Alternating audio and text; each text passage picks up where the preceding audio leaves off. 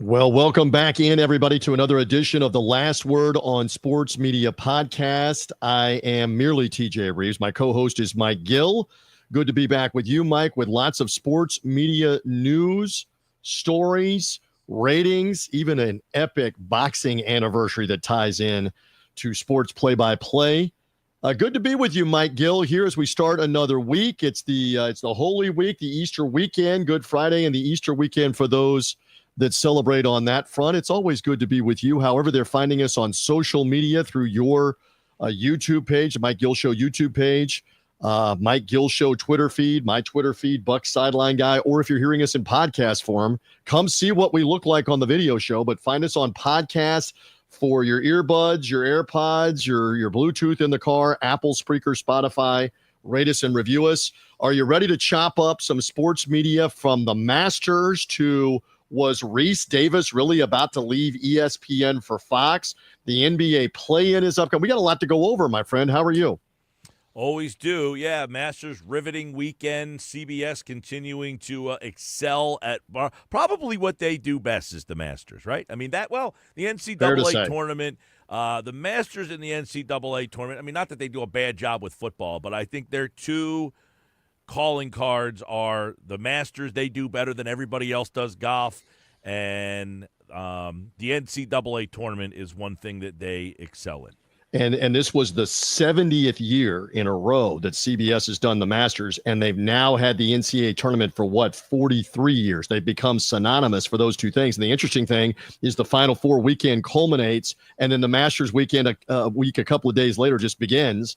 It always folds right into it. And I realize not everybody is a golf fan, but my Lord, the drama sometimes transcends whether or not you are a hardcore fan of a sport, whether you're talking about a Kentucky Derby or a Triple Crown attempt in horse racing, the Indianapolis 500, which draws tons of people in to watch that auto race, the Olympics. The Masters is kind of that way, and boy, did the ratings reflect it for the magical Rory McIlroy victory, his first ever Masters win after so many near misses, the last of the major championships, and what a massive rating, Mike Gill, over 12.5 million on average.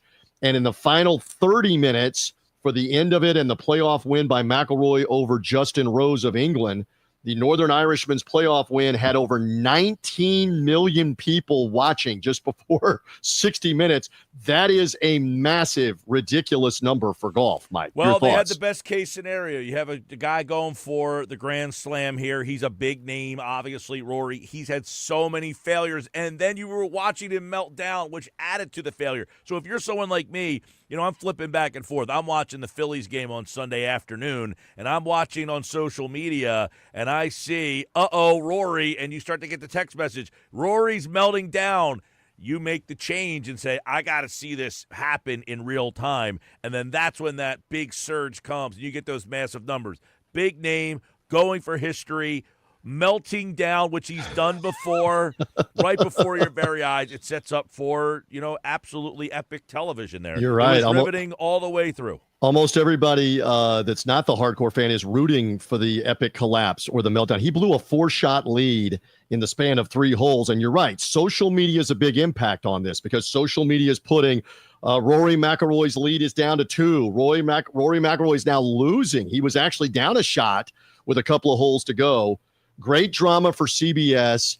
I know this. They just got nominated for a 2024 Emmy for Best Live Event for the Masters final round. They're going to get nominated again. I mean, the images of McIlroy bawling his eyes out on the 18th green in sudden death after making that putt, and the hugs with all the family, and then they put the green jacket on him in the famous Butler cabin with Jim Nance and with Fred Ridley, the chairman. It's almost like Hollywood, how they always end that broadcast and say goodbye and go to the commercial and go to 60 Minutes.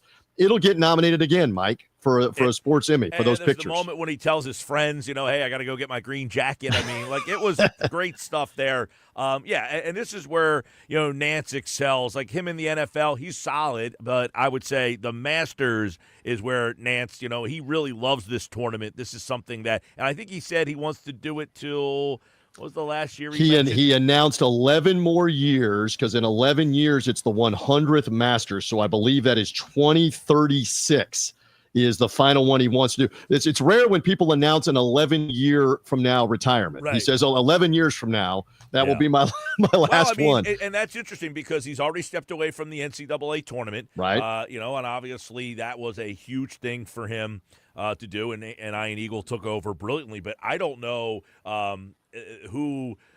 whose voice is the other golf voice that you would say, hey, there's another guy waiting for this moment that could handle and jump right in. We've seen it in baseball. Joe Buck left. Joe Davis is very good, but just doesn't get the reps. You don't hear him enough. So no one thinks of Joe Davis when you think of the voice of baseball, but you do think of Jim Nantz when you think of the voice of the Masters. Oh, absolutely. And maybe it's Andrew Catalan who's being brought along by CBS and getting more high-profile NFL, NCAA tournament, and he was on the Masters coverage again. I believe he's now been on the main CBS coverage, and Catalan will be in the 18th tower when Nantz is gone at regular CBS golf events throughout the summer, or if the football season is coming around.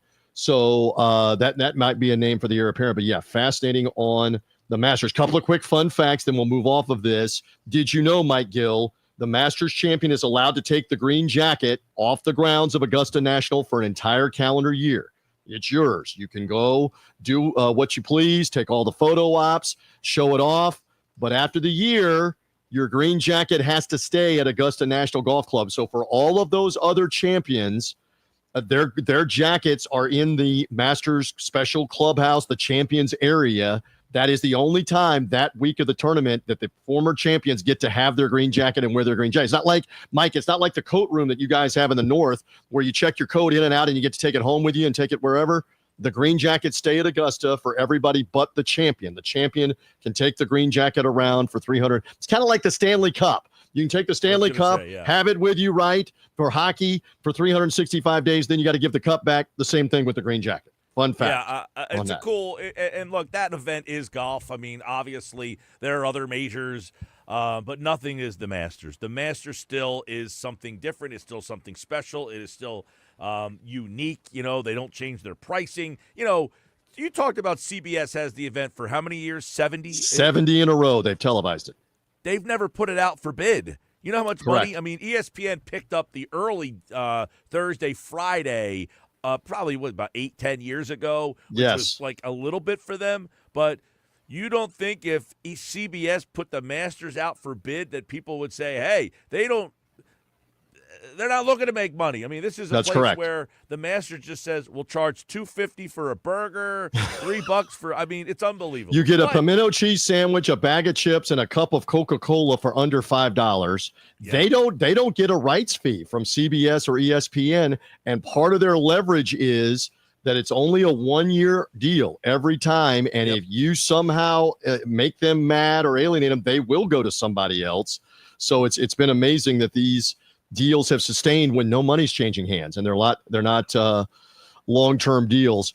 All right, so lots on the golf. Let's go to the next story that we shall talk about. And I found this interesting when the report surfaced off the weekend that apparently Rece Davis, and I was around Rece Davis at the Final Four with the ESPN coverage, the basketball Final Four for the men in San Antonio. He was anchoring their coverage, as he always does, from the Alamo City. So I was around him in the media area, etc. Fascinating that his contract was up, Mike Gill. And what do we believe here on how close he was to maybe leaving ESPN after a 20-plus year relationship, and now their highest profile studio guy for college football and college basketball, the College Game Day show on Saturdays, college basketball game day show, does some play-by-play here and there, but he's synonymous with everything. You know, their ratings reveal shows for the college football playoff, their college football playoff coverage. He's been synonymous with that for the 15 years of the college, or right at the 10 years of the college football playoff. But how close was he to leaving to go to Fox to anchor their big noon kickoff? Fascinating. What do you believe, Mike Gill, about how close Rece might have been to saying bye-bye? Yeah, you know what? This is a fascinating. These are the kind of stories that we love because, right, Fox has Rob Stone as the guy who does Big Noon Saturday. So if you're Rob, you're thinking, what the heck? They're going after Rece Davis. Now, How close? Who knows? Davis has been there forever. This is the legacy show. Do you want to leave the legacy show to go to the second show, which, by the way, has momentum, has done well in the ratings, but hasn't quite passed you? I think what College Football Game Day has done, adding Pat McAfee and adding some Nick Saban, so a little bit more spice, has kind of reopened the gap a little bit, but it was closed a little bit. But he rejects Fox big new offer, apparently for more money, and decided, you know what? I'm happy at ESPN. I'll stay at ESPN, and we'll see. But he could have done more work with Fox. They have other events that he could have also. They were talking about the World Cup, which Rob also anchors as well. And fascinating that two of his colleagues in Tom Rinaldi, about 3-4 years ago, actually 5 years ago, Rinaldi left ESPN and famously went to Fox to be part of their NFL Sunday coverage, but also now their big noon kickoff doing features, etc. And Chris Felica, the Bear, the numbers guy, who was synonymous with being part of the College Game Day show as an information guy, a producer, a stats guy. Then he later became an on-air personality. Felica left to go to Fox. So you had a couple of connections if Rece Davis was going to join them. Do you really believe he was earnestly considering leaving ESPN? I don't know that I buy that, Mike, one more time. I can't say no, but I mean, listen, he is the College Football Game Day's been there pretty much from the beginning. And yeah, I think, it's far-fetched, but who knows what the offers were. I wanted to see what the contract numbers are before I can make that definitive decision. Well, Andrew Marchand said multi-year deal, tens of millions of dollars to stay. He didn't get specific.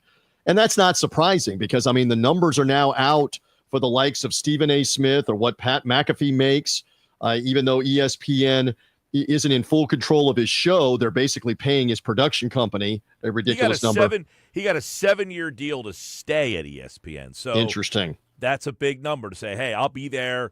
He's 59 years old. He'll be there from, the 30, 31, 30, 32 season there. So wow. 7 years gives you that nice feeling of, okay, I'm going to kind of finish out maybe my deal here. Interesting. And one other nugget that Dan Orlovsky, there's been some questions about Orlovsky leaving ESPN, who does a lot of their NFL Live daily programming. They've had him also on the extra NFL games, the second Monday night game of a doubleheader, or a game in London, et cetera. He was working with Louis Riddick and Chris Fowler the last couple of years, that Orlovsky was maybe talking to CBS about being the eventual replacement for Gary Danielson on the Big Ten coverage that they now have. I don't know what to believe on that. We know that CBS has now announced that Charles Davis will take that role over, and Charles has done a bunch of college football, including previously for Fox.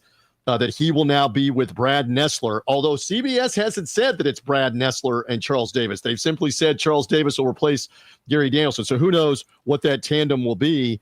I don't know that I bought that Orlovsky was going to jump to CBS. He doesn't have the same value, the same name recognition. Certainly no one knows him for anything that he did in the college football or NFL world on the field. You know him primarily from the ESPN coverage. That's where you've gotten to know him. What do you make of that, Mike, while we exchange some takes? You know what?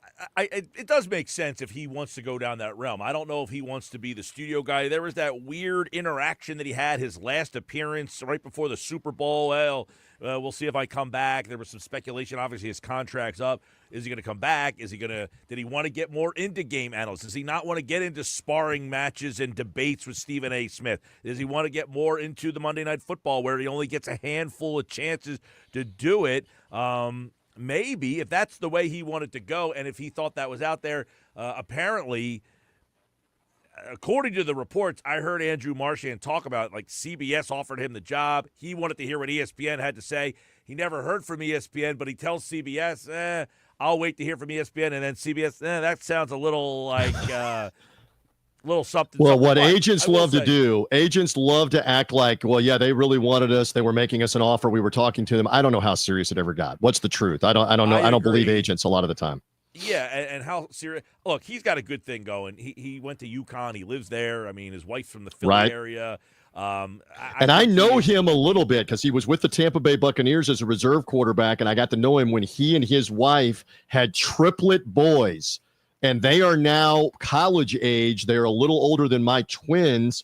My wife had the twins about a year, maybe 2 years at the most after. So Orlovsky has had toddler triplets and like elementary school triplet boys to deal with for long. You talk about a whole different challenge in the Orlovsky household. I just thought I'd throw that out there. Well, we just saw his son was the star of either Get Up or First Take last week with the whole thing that he did. So, yeah. I mean, listen, Orlovsky, by the way, he worked in the Philly market, too. He kind of got his teeth wet doing these regional sports network hits like he was doing, whatever they do here in Philly. This was years ago. I think he did that. If you listen to people talk about Orlovsky, they'll all say, well, he was here first, and he did NFL Network for a little while. So I think he's really good.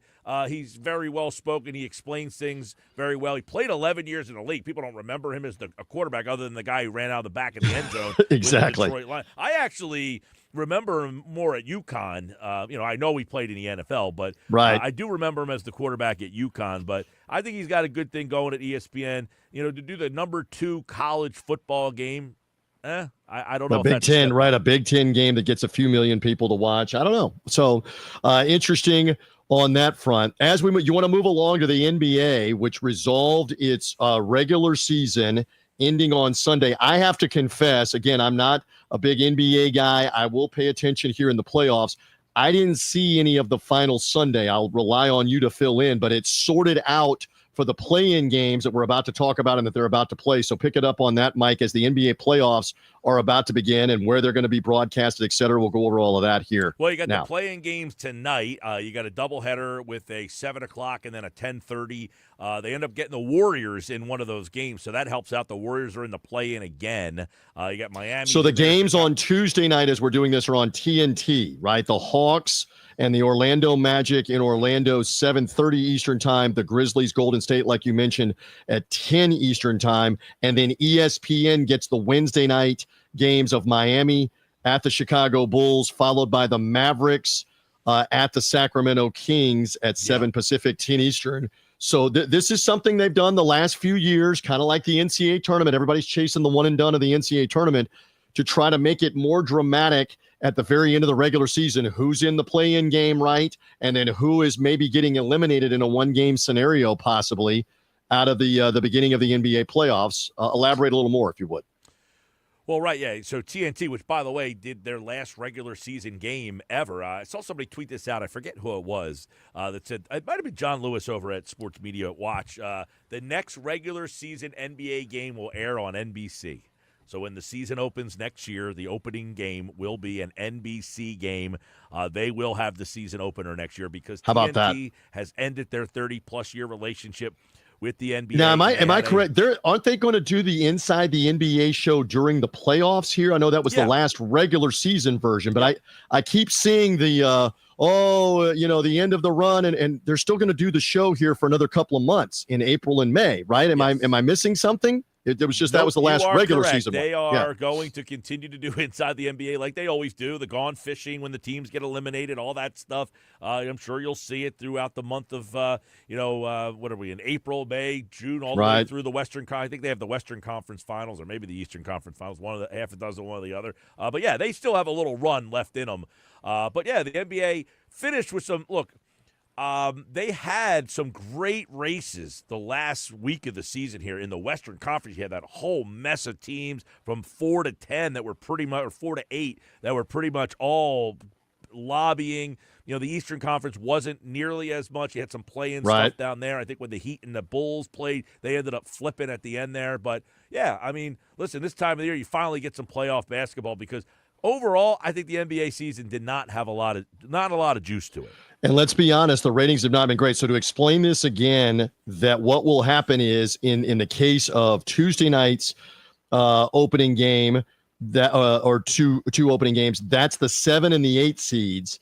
So in the case of the winner of that game, Atlanta at Orlando, Memphis at Golden State, the winner knows they're the 7 seed and they're plugging in to play the 2 seed. The downside is the loser is now awaiting to host the winner of the 10-9 game, where that team, whoever it is, either Miami, Chicago, or Dallas and Sacramento, could play their way into the playoffs. That's the whole idea with 2 victories and knock the loser out of the 7-8 game. The loser of the 7-8 game, if they lose again, is essentially knocked out of the playoffs by this. And we've seen a couple of the 9-10 game winner The Heat go ahead and pull off the upset in the next game and then go into the first round of the playoffs, right? Yeah. The Heat are the one team that, well, you're in the play and you got no shot. They were in the play and went all the way to the finals the one year. I don't know if they did it as the 9-10, but they were in the play-in and ended up as the 8 seed from that. And then they beat the Bucks, I think, in the first round and went all the way to the NBA Finals that year. So, and look, with the Warriors in there, last year, remember, the Warriors played the Lakers, so you had some really high-profile play-in game. You got Miami and Chicago, two pretty big basketball markets playing in the game tomorrow night. So we'll see. This play-in thing, I don't hate it. I don't love it. I think that, I came up with this idea that I think would be so much more exciting for the final month of basketball, all basketball, making more meaningful basketball. But these play-in things, I don't know that they generate a lot of ratings. Oklahoma City is the 1 seed in the West, so they're waiting for the winner eventually of the 8 against 9 or 10, whoever emerges there. The 7 seed in the West will play Houston. Over in the East, Cleveland is the 1 seed, again, waiting for the 8, 9, or 10 team, or whoever loses that 7-8 game, and then either 9 or 10 to play them. Boston is the 2 seed. So the winners for tonight of those two matchups, Tuesday night as we do this, they know they're playing Boston in the East in a best-of series and then Houston in the West in a best-of series. That much will be firmed up after Tuesday night, and then sort out the rest on ESPN and Turner. And then the playoffs get underway in earnest. On Saturday and Sunday with the series beginning, the different series beginning, and a barrage of the playoff games to keep track of in the NBA.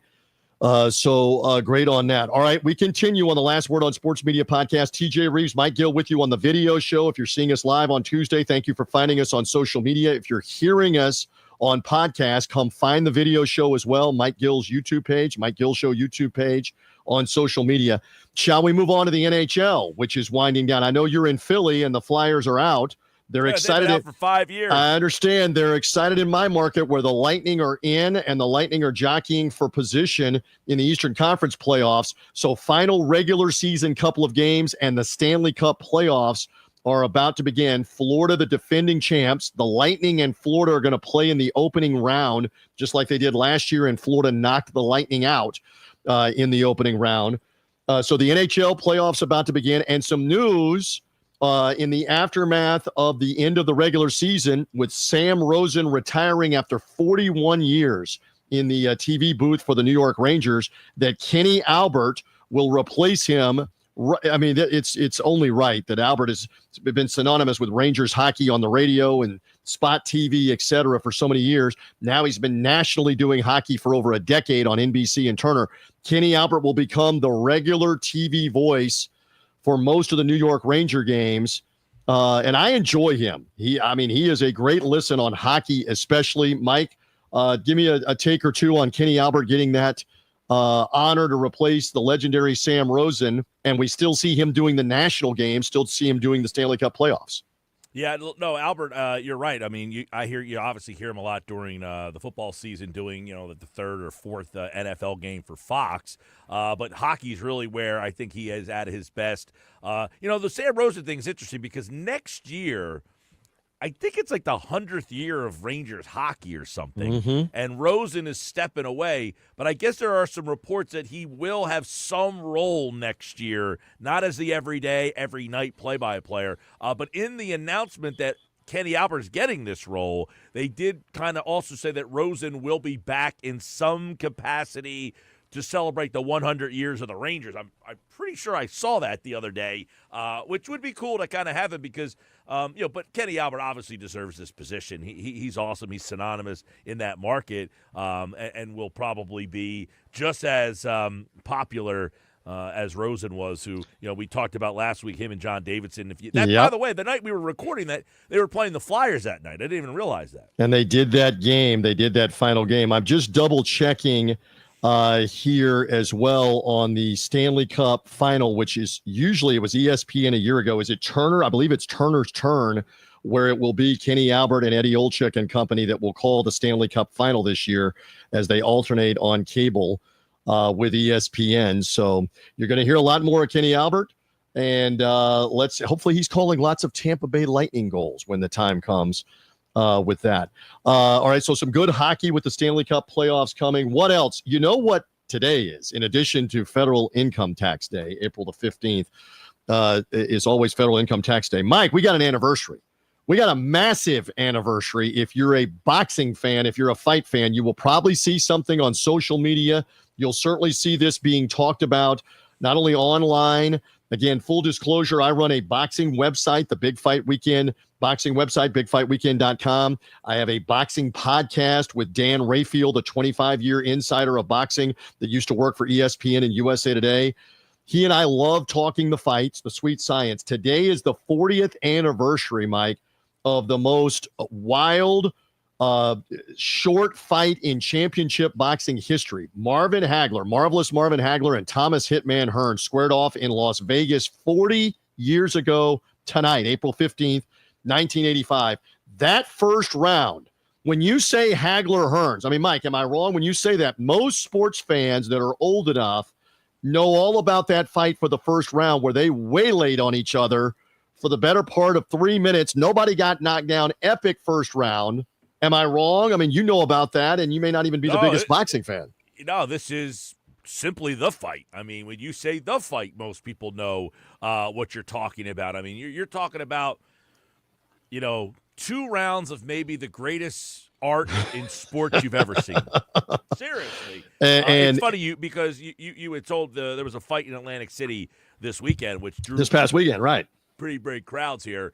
And there was some action in that fight. Boots Ennis just absolutely had a round where he just went to town, but no retaliation. So if anybody who's new watched the fight game today and saw highlights of that fight and saw what Boots Ennis did, that was what was going on in that fight, but both guys going back and forth. I mean, it was an epic. Go find the opening round of Hagler Hearns where they are bombing away. And so this is what we love about sports media. When you go back in the Wayback Machine, there were 2 different broadcasts in the United States. The pay-per-view was the legendary analyst, now in the International Boxing Hall of Fame, Al Bernstein, known forever being on ESPN and then later Showtime Championship Boxing for 40-plus years. Al was on the pay-per-view call with Al Michaels, the Al Michaels, who was rising through the ranks of ABC, not only as a college sports broadcaster. Remember, he had done the U.S. Olympic hockey team gold medal run in the Olympic hockey coverage, defeating the Russians, winning the gold medal eventually. Al was also known for baseball and doing the World Series, but he also had done some boxing once Howard Cosell signed off and retired, quit, and was no longer doing boxing. ABC would regularly show big-time live boxing events in the early 80s, early to mid-80s, and Al Michaels began to do some of those. And so we're going to hear in just a moment from Al Bernstein. He was on the call, Al and Al, on the closed-circuit pay-per-view. Remember, no internet, no phones. Mike Gill, you had to go to a ballroom. You had to go to a movie theater. This was a Monday night and buy a ticket to watch on TV. So Al's going to talk about that. Now, the tape delay call was on HBO, what is now known as Max. HBO, huge in boxing in the 80s and in the 90s. That was Barry Tompkins, Sugar Ray Leonard, and Larry Merchant on the tape delay call that was shown later that weekend exclusively on HBO, and they replayed it several times. So you're going to hear these legendary guys, and Barry Tompkins, obviously in the Hall of Fame as well, not only a boxing announcer, but a big-time college football and basketball announcer for the last 5 decades. We actually had Barry Tompkins on the Announcers podcast, so if you go back on the feed, you can go listen to him tell stories. Announcer Schedules podcast on this feed. Hear more from Barry Tompkins, but you want to hear from him right now. So here are both Al Bernstein and Barry Tompkins with Dan Rayfield and me. So hear both of these guys right now on our Big Fight Weekend podcast, where they're both talking about the epic first round of Hagler Hearns 40 years ago, what it was like to broadcast that fight, and hear from both of them right now here on the Last Word on Sports Media podcast. That was the only time Al Michaels and I ever did boxing together, whereas Barry and that group had done it, all the time. So, yeah, there are differences. I'm not saying I hated what I did, but if that's one of those times in life, because it gets replayed over and over and over again, I wish I could jump back in time and do some things differently. I think, Al, though, the fact that you mentioned that you got so excited that's what comes across to the fans watching that gets us amped up. Because when the broadcasters get excited, but are still calling the action, it gets the rest of the folks watching all juiced up. Yeah, and it was organic. I'm not, as you know me very well. I'm not a person that goes into it with taglines or thinking about being excited. It was organic. So I guess the organic feeling of it. And I am glad I said that line at the end of the first round, which was organic and just came out of me. I'm not giving a hyperbole where I said, it's one of the great rounds in middleweight history, which is pretty much an obvious statement. But I felt like it needed to be said at that point. The only thing you could criticize that line for is maybe you could have just left out the word middleweight. It wouldn't even have mattered because that's exactly right. I could have just said one of the great rounds of boxing history, which it was. All right, so to go back to the middle of that first round, and you know where I'm coming. You finally spoke for all of us, where it's like it occurred to you, I need to say, this is still the first round, and it resonates 40 years later. Again, I think that, if you had to sum up Hagler-Hearns, that phrase sums it up. The way that they beat on each other, a minute and a half, 2 minutes into the first round, they're still waylaying on each other. Right. Did you take a pause at the end of that first round and go, wow, what did I just witness for a half second? Absolutely. Because, when the bell sounds, my eyelid, because Larry was like the analyst and he would talk between rounds. So as soon as the bell sounded, I didn't have to say anything, but I'm glad I didn't have to say anything, because it was one of those kind of rounds, you don't have a lot of that, there's not a lot of, and again, any broadcaster will tell you this, those are things you can't plan, you can't, I've never once said, and I'm sure if you talk to Lamps or talk to anybody who's done this for any period of time, it's just spontaneous. It's just what you're feeling at the time. And, sometimes you get them right and sometimes you don't. Love it from Al Bernstein and Barry Tompkins in their own words. Full disclosure, Mike, we did an hour with those guys combined in 2 separate interviews. And I believe you're going to get it up on the screen, but I'll just say it audibly for the audience. The Big Fight Weekend podcast and YouTube page. You can find wherever you get podcasts. Big Fight Weekend is the podcast feed. It'll be up there this afternoon. And the YouTube page, it's already up, the full interview. Check that out for Al Bernstein and Al Michaels. How about he and Al Michaels had never worked together, Al Bernstein, and that's the only time they worked together, was the night of that pay-per-view. And you would have thought they had worked together for 10 years, the way they're calling that fight. Al Michaels probably been in that situation many a times where you're just kind of thrown with somebody and you're like, nice to meet you. Like I literally just met you this afternoon. That's and right. Now we're doing, a game together.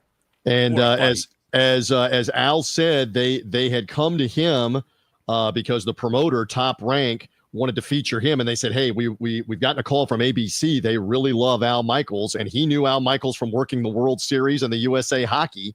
And again, Barry Tompkins, Sugar Ray Leonard, and Larry Merchant. The cool thing is you can go on YouTube and watch both versions. It's an 8-minute fight, 3 rounds, and it's just epic. Those guys blasting each other, Marvin Hagler and Thomas Hearns. I still don't understand 40 years later how neither one of them went down in the first round, especially. Eventually, Hagler got the knockout. Mike, it's the signature win of his career for the late marvelous Marvin Hagler.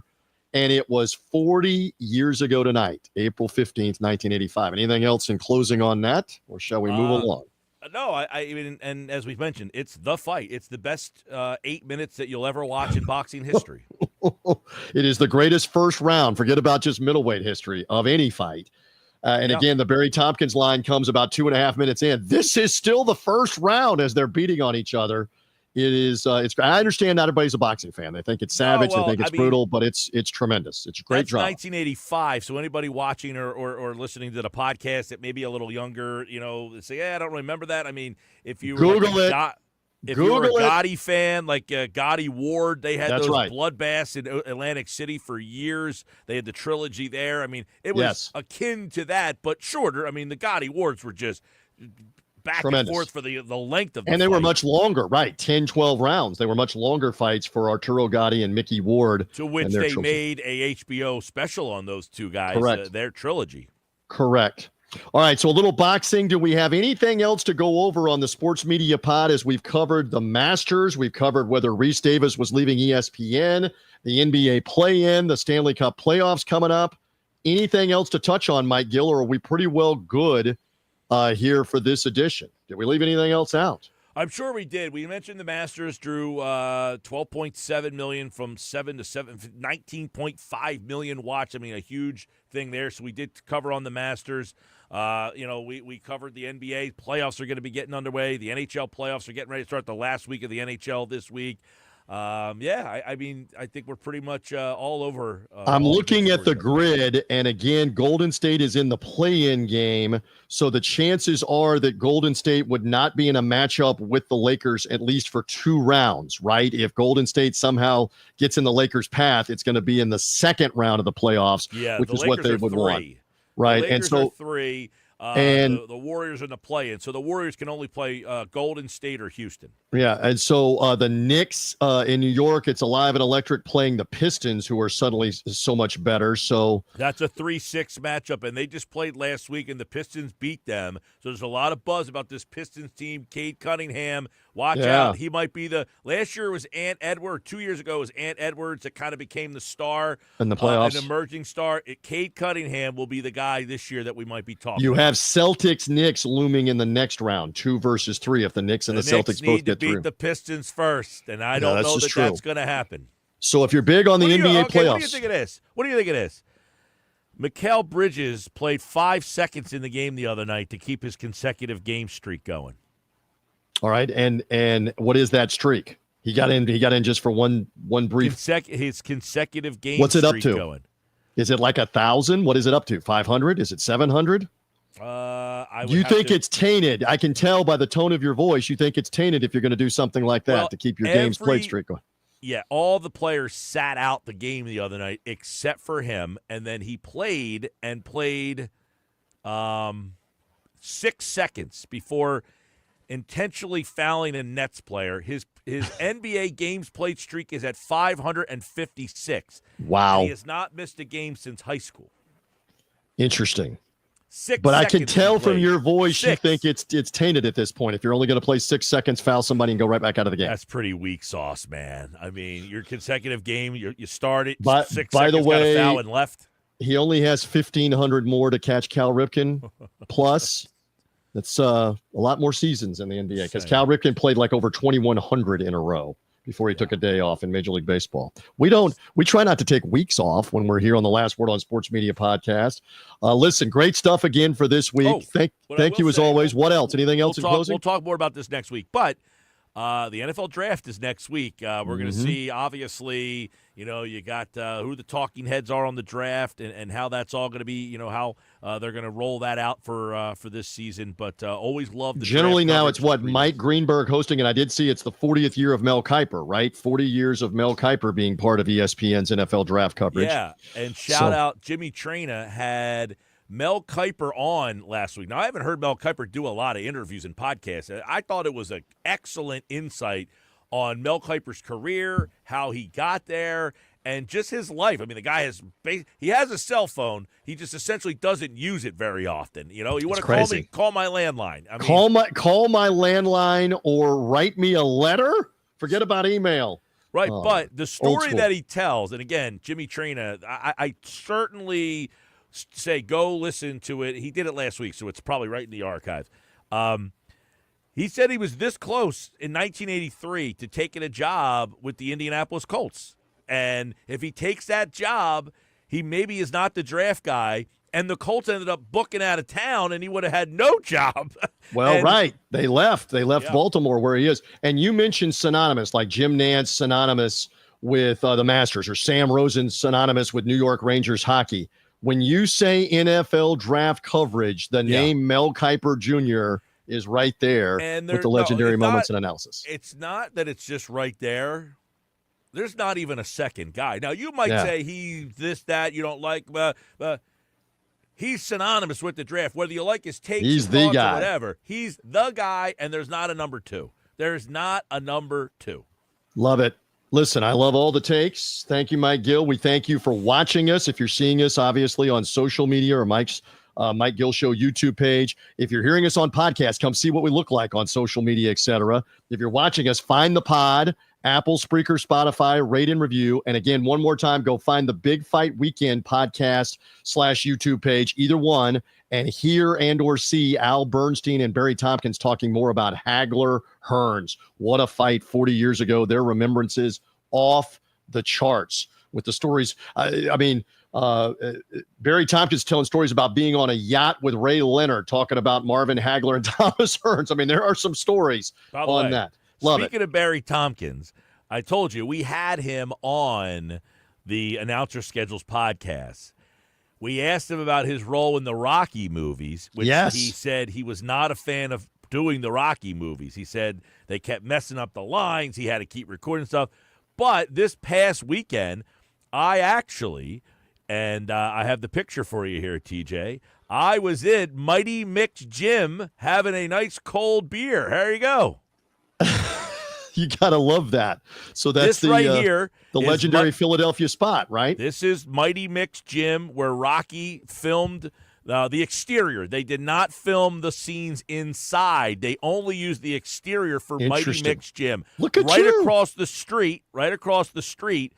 It is a pizza shop, which in the movie it was the bar where Rocky comes out, and that intersection right there on Front Street. And if you see it to the right, you could see the L train. That's where it runs. Right under that intersection right there is the fight scene with Tommy Morrison, Tommy Gunn, in the right there. One.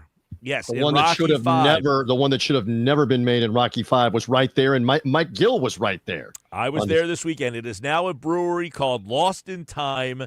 Not a lot of artifacts or references to the movie, but he did say, speaking of Barry Tompkins, who was the play-by-player in the movie Rocky, they did say that there's Rocky, groups that will come every weekend and take pictures in front of that place. Oh, yeah. They do the whole – and right across the street from there is where Adrian's pet shop, where she worked. The building is no longer there. How about that? It was torn down, but it is now a new and by the way, he buys his two turtles, Cuff and Link, from the pet shop. Love Barry Tompkins. Catch him and Al Bernstein more on those interviews. Listen, love it, Mike Gill. Thank you as always. Here with the Media Takes. Let's do this again soon. We appreciate it. For the Last Word on Sports Media podcast.